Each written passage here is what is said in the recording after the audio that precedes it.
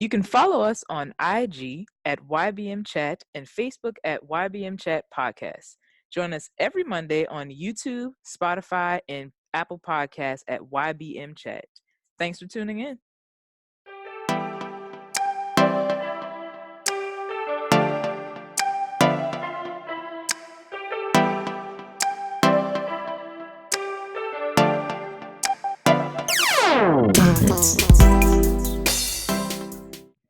Hey, it's Dashia D.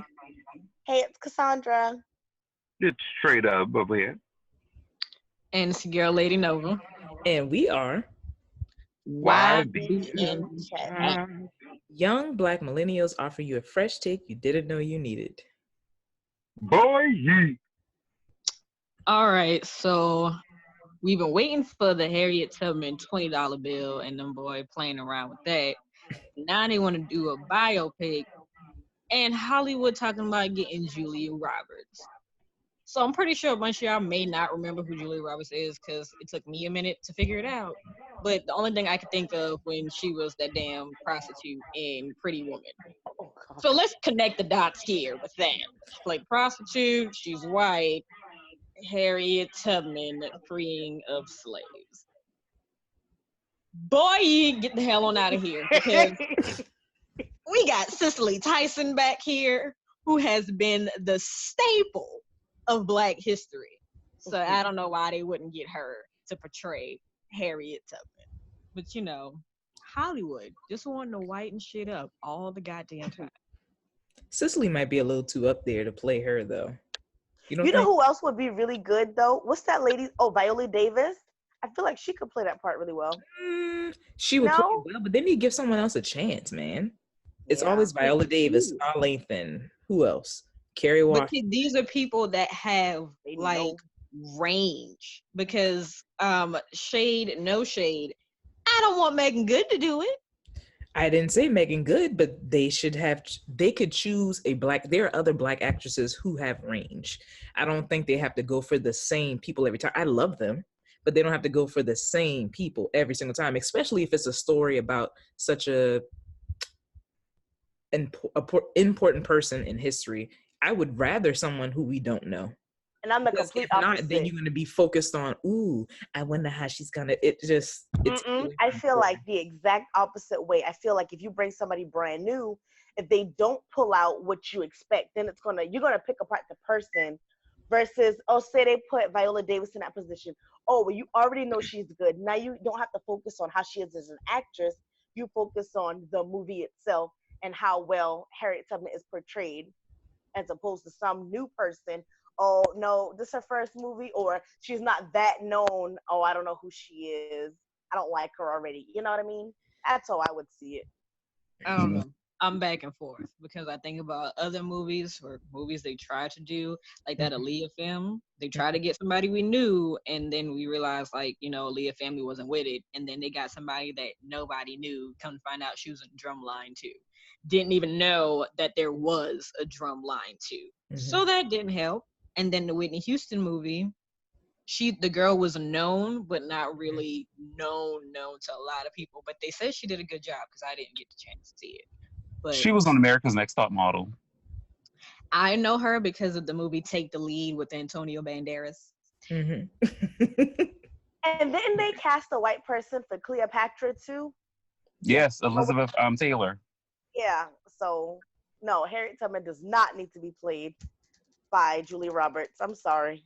But I think that was something that was pitched like 10 years ago. So I feel like we're in a space now where that's not going to happen. They should have said no 10 years ago too. Even then, I don't understand how that was an idea even back then. Right. Even like you had Angelina Jolie portrayed a woman that was actually of mixed race. Yeah. And they just put curly hair on top of her. And I'm like, wow. It don't work like that. Emma Stone she played an Asian woman, and she's white. So you just Rachel Dolezal and everything, huh? I can't. So what else is there on the Boy Ye docket? So next on the Boy Ye docket is T.I. Not T.I. I'm sorry, Chris Brown. Now has a new baby son who just gave birth to Talk about him giving birth. But so Chris Brown and this model, I believe she is, Amika Harris, they just had she just delivered their baby boy. I'm not sure of the name of the little boy, but and correct me if I'm wrong, this is now Chris Brown's second child. Yes. Yeah. Yeah, To from my this knowledge. beautiful royalty, I think her name is. But yeah, so Chris Brown and these just out of nowhere having these kids, because I think even when he had royalty, that was kind of a surprise to the world. So yeah, now he's on his second child with a baby boy, which again is a surprise with Look, this quote unquote model. I'm ready for this little boy to come out here and start popping all over the place and hitting them with some new Mhm. wall-to-wall joints. Okay. I'm ready for it. Yeah, and then now with him having a boy, I'm sure he's gonna be like more hands-on with like getting him out in the entertainment world, and like Megan said, he gonna be pop locking and wall to wall, and and all of that. So How yeah, about they crumping? What if he wants to be a scientist?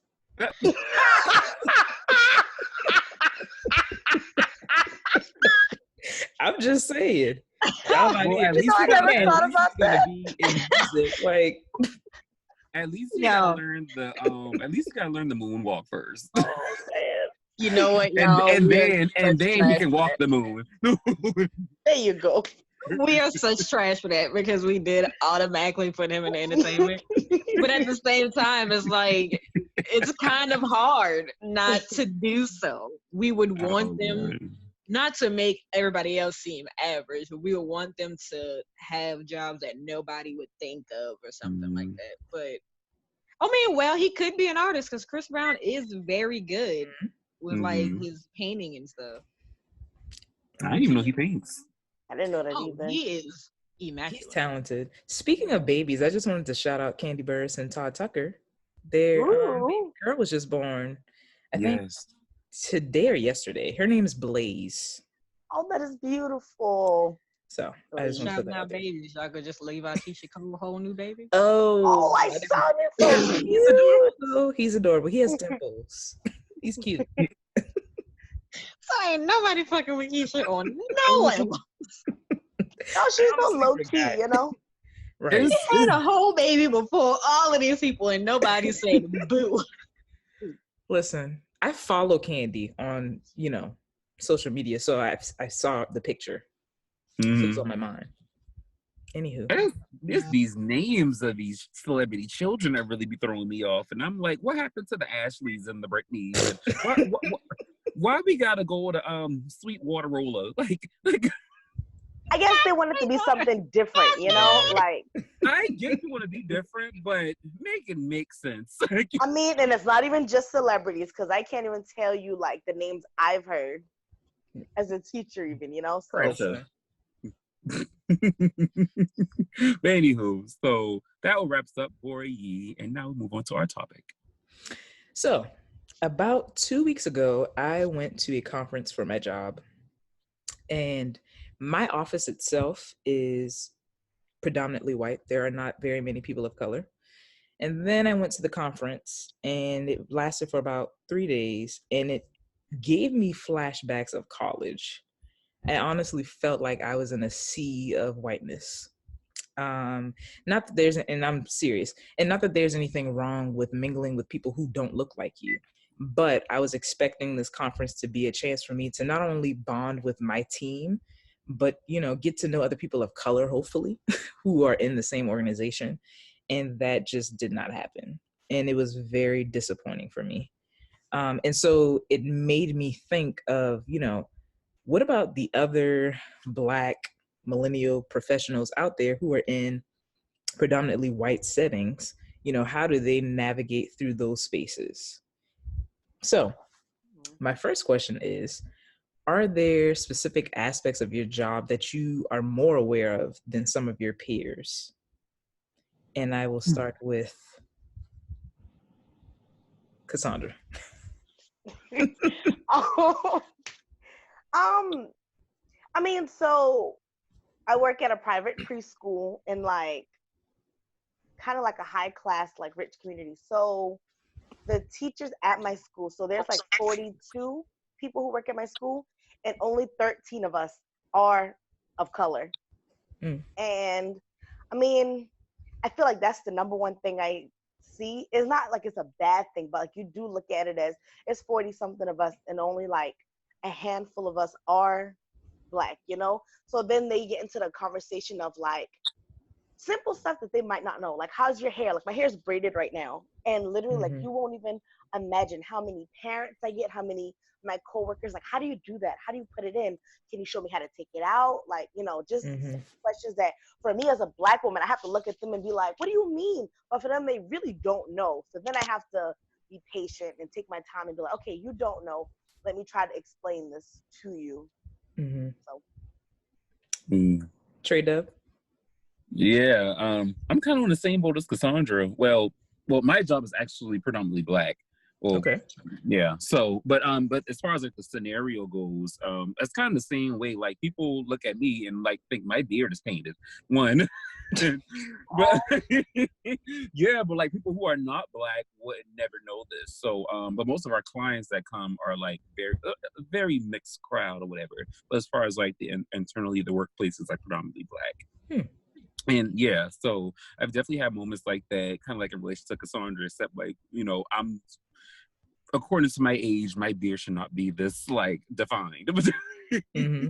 So it's like, are you using like certain treatments? Or are you using like, you know, Black paint or, you know, stuff that are kind of like really out of the ordinary. So yeah, I definitely can relate to that. And it's kind of the same boat, just, you know, with I guess a different playing field. But yeah. LadiiNova. So my job is predominantly white, and I recently had a situation where I almost fought my manager, but it happened so fast because I didn't know what to do. So most people know I like have crocheted faux locks in my hair because I don't feel like doing my hair, and that's actually been helping my hair a whole lot just to keep it done. To get out. And I had like 2 puffs in my hair for my birthday. And I was like, you know what? I haven't rocked a puff since I was a kid, and now it's my choice, so I'm going to do it. I legit put 1 foot in the door. And she was like, like your hair. And I felt her touch it. And I was like, I could either punch you right now or I can go and clock in. And I was like, it was a strain within myself. And I had so many people looking. They was like, oh, your hair is different, this, that, and the third. And I'm like, it's hair. Like, it's going to do different things. It's perfectly fine. And it's always, for me personally, it's like an appearance thing. Like today I have braids in, and it's like, oh my gosh, something new. And it's just like, I don't feel like brushing this shit up every day. It's in braid. And my mama was actually ashamed, so she braided it. Speaking of hair and me answering the question, when I first transitioned to being natural, one of my biggest concerns was like, am I going to be deemed unprofessional if I come in and I wear a headscarf on my head?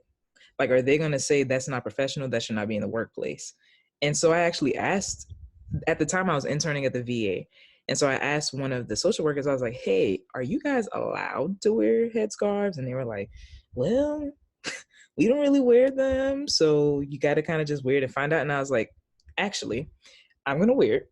And if someone says something, I'm going to say it's for religious reasons, because who are you to tell me that I can't wear this on my head? And why is it that you think it's not professional? So I did end up wearing headscarves there. And it was the first time that people really saw it, but they liked it. And so they didn't really have an issue with it. Outside of that, I feel like I'm aware of, so I do in-home family therapy. So I get the chance to see how people live. And at this point, I've been with my job since June, and I have been into 2 homes. The first home, it was my very first family that I was opening. I pulled up to the house. They had a huge Confederate flag flying proudly. And I was like, okay, so what's going to be their reaction to me when I knock at the door? They ended up being fine. The dad didn't really interact with me a whole lot. But saying all this to say, I had consult where we go over treatment plans and whatnot. And they're like, hey, Dashia, do you mind like kind of bringing dad in and bringing him into therapy? And I said, I'm just going to be straight with y'all. They have a Confederate flag and they have other signs related to being a rebel. I don't think that's safe for me. So things like that, people on my team don't think about because they don't have to. Whereas for me, I see it as soon as I pull up and I'm like, all right. I even texted my mom and said, so I'm going into a house with a flag. If you don't get a response from me, call for help. Get out. Yes. So oh man. Pretty much. So things like that I'm aware of. Okay. So Trey, you said that your workplace is predominantly Black. Yeah. How is that for you? It's honestly not that bad because the people that's outside of my race that are there, they have, of course, like, more experience because most of them are like my higher ups. But yeah, like, I mean, it has, and also another thing about my job is owned by actually a gay couple. So that's like a big cultural difference. But I mean, in Atlanta, that could be, fairly normal. But I say all that to say, like, my job is like so culturally diverse is that like you have so many opportunities to understand so many different types of people. So yeah, it's definitely been a cultural experience for me, not only coming into a new city, but into like a diversified job like this. So yeah. Megan, LadiiNova. I do it every time. Say the question again one more time, please. Well, so the question is your workplace diverse? I already know that yours isn't. So how is that for you? Does it have an impact on the work that you do, or? Well, for this job, no, because I stay like in the back and I kind of do my own thing. Well, pretty much whatever is given for us to do, I do that, keep my head down, just kind of go along about my day. Now, my previous job, you all know I worked at Waffle House, and that was just a sham. And I only did it because of school and I needed a job. That, of course, was predominantly white. And even to this day, when I go back to visit a friend, I can see how things were. We had a manager, she came and she would just always choose between me and my other Black friend to audit our tickets because we were the main two that worked that night. And they just up and assumed that we were the reason why the drawers were short and things were wrong.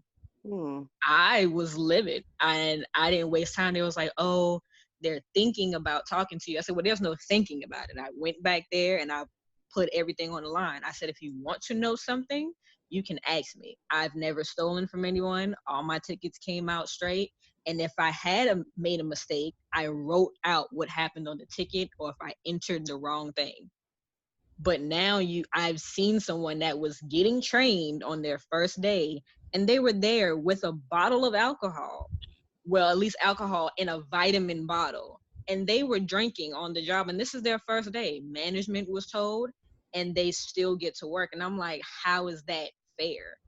You know they're drinking on the job. You know that they're, doing whatever they want. Like out here, these people be on drugs bad. And they still get jobs and people will question nothing. But I had one other Black female that worked there, and I can't say she didn't like smoke or whatever, but to me, it sounds bad, but to me, weed isn't a drug. Like that shit just keeps you relaxed, in my opinion. She did that, and when I worked with her, she did her work, she minded her business. But they got upset with her because of her hair and a jacket they didn't want her to wear on the floor. And crazy enough, it was a Black woman who approached her about it and like pushed the situation, almost caused the girl to fight her because she kept antagonizing her about this. But I'm like, you have a white male here who is under the age, I think he was like 18 at the time, popped open the drink on the camera and drank it, and he was still working there. And I was like, wow, that's not gotta get the hell out of here. I said, so if I come in here, and I shoot up or do Adderall because that's what was happening, Mm-hmm. I'm automatically out. Cassandra's faces at everything you're saying is just Because I feel like it's it if y'all catches could me see off guard. her eyebrows reaching her head, her It hairline. shouldn't be shocking because it's Waffle House, Yeah, but it's But like, it is like no matter what job, like I don't care if it's McDonald's or Waffle House, for the people to have no professionalism to do that and not care, I think Mm-mm. that's what surprises me the most. they So don't. what- And the managers thought it was just okay. You let them know, you try to talk to them professionally. And that even when I left that job, the manager made it seem like I was an angry Black woman for leaving and saying like I left, cursing him out and all of that. And I was like, I didn't do any of that. I have a witness. You screwed up my schedule multiple times. I let you know that tonight was my last night. Do not call my phone. Simple. But I just left saying all types of crazy shit according to him.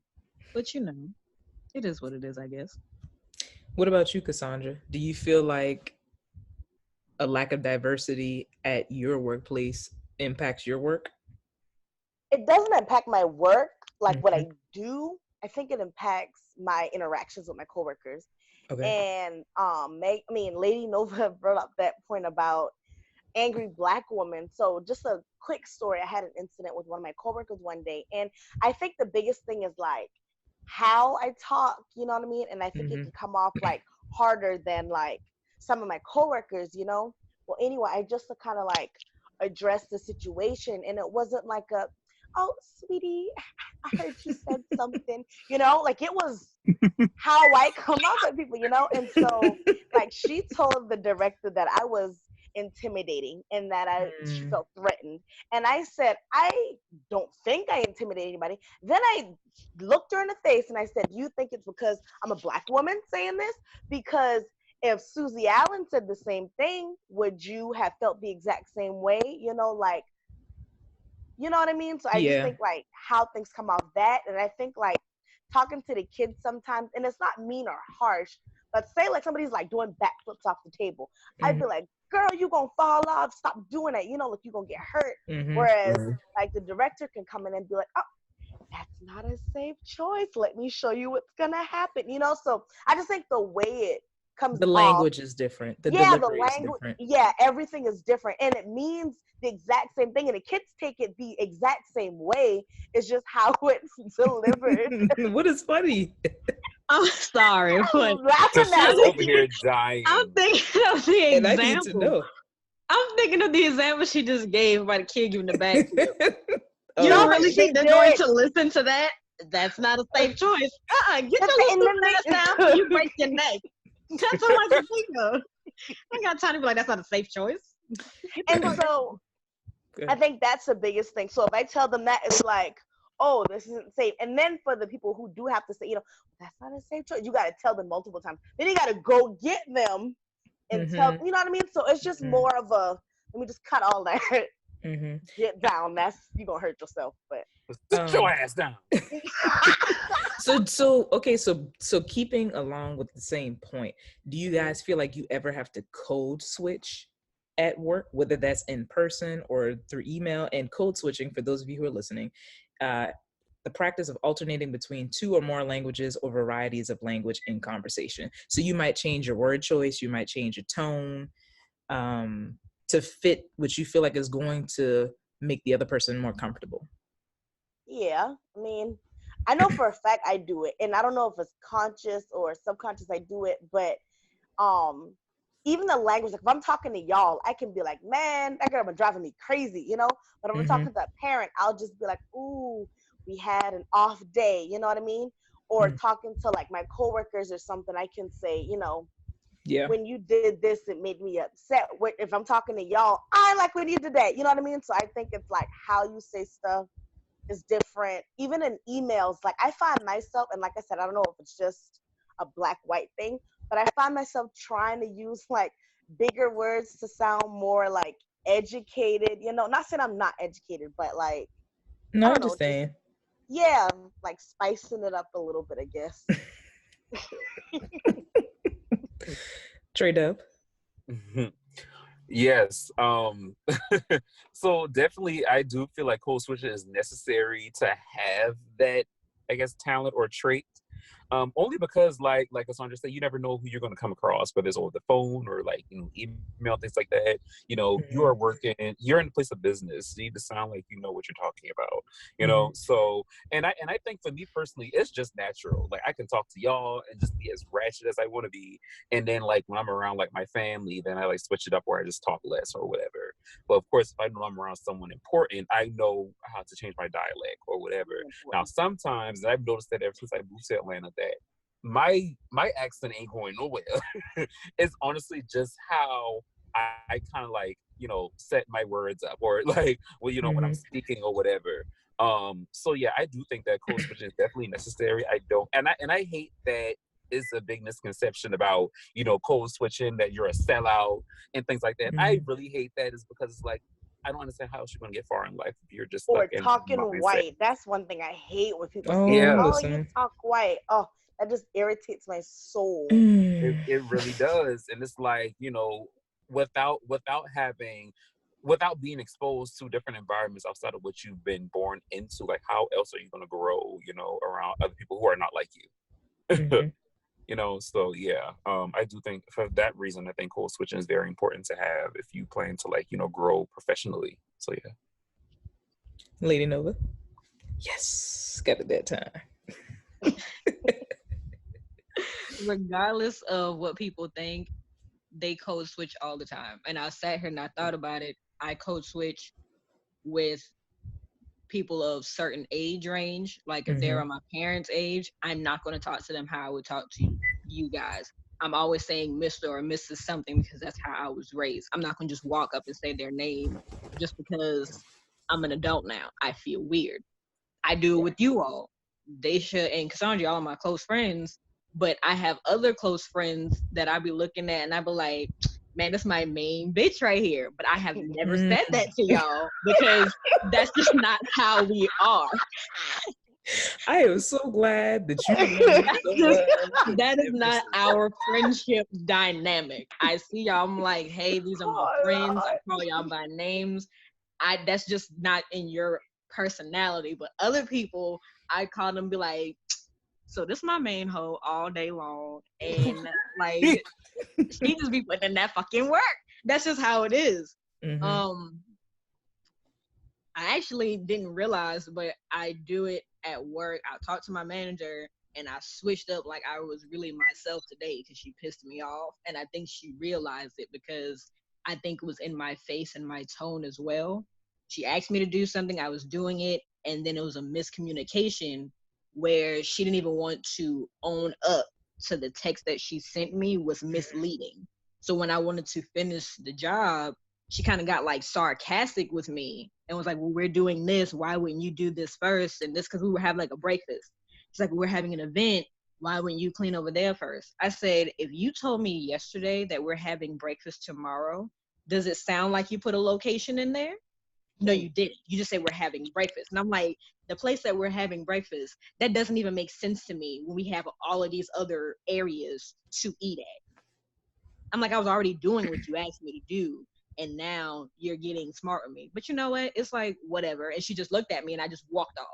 But I was like, I don't have time for it today. Yeah. I think for me, I definitely code switch when I'm working with a family, a Black family versus a white family. And I didn't realize that until I like sat and thought it out. I've only had two.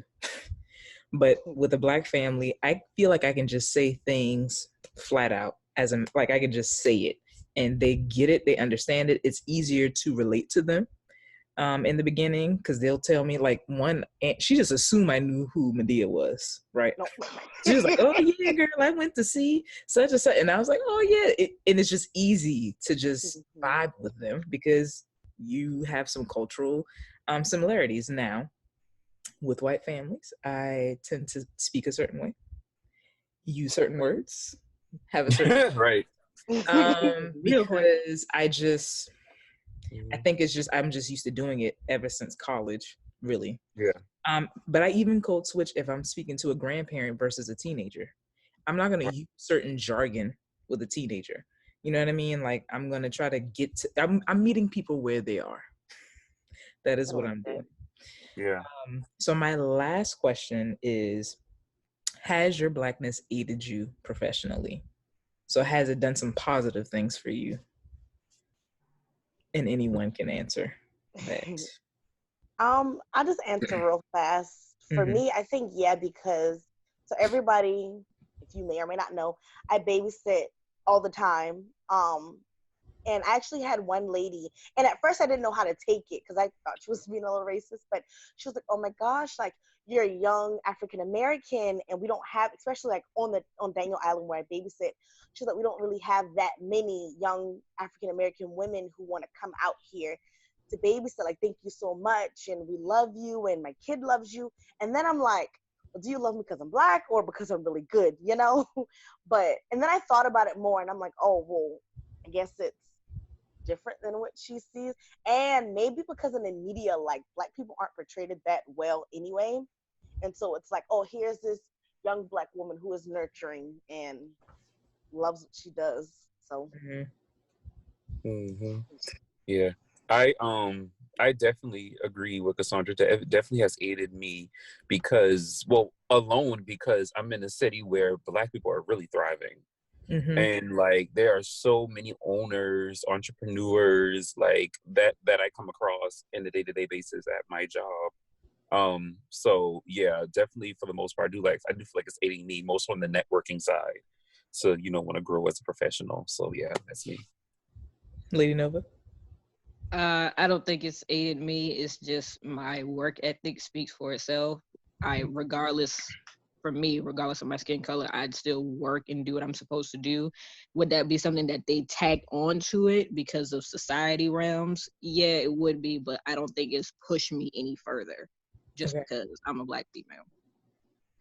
And I think hopefully for me, I'm breaking stereotypes. When I walk into those homes with the Confederate flags, I make sure specifically those homes I speak a certain way. So you know that I am very much educated.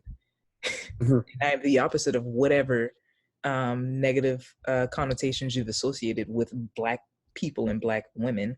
And then it helps me to relate to Black teenagers and Black families. So comment below. What has been your experience as a young Black professional? Join us every Monday. Comment. Like. subscribe. I guess that's that. All right. Peace out.